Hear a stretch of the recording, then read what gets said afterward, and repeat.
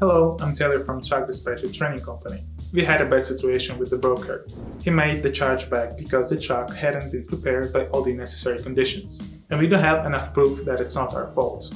Today I'm going to tell you what happened and how to protect yourself from such cases.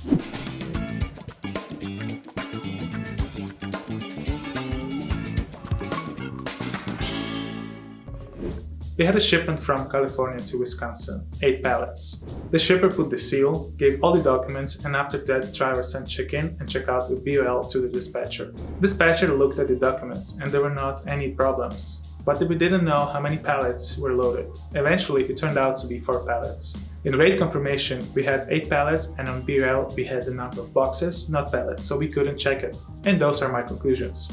You have to write the instructions for drivers and dispatchers. Everyone must know his or her own responsibilities. You shouldn't wait till problems with a broker will happen. Write the instructions right now. The following ones are the driver's responsibilities. The driver has to check that cargo is secured after its load. Check weight and product in BOL and in rate confirmation. It must be the same.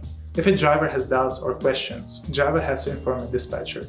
Take a photo of how cargo was secured and send it to a dispatcher. Put a seal and take a photo. Send it to BOL and the dispatcher too. Send check-in and check-out to a dispatcher.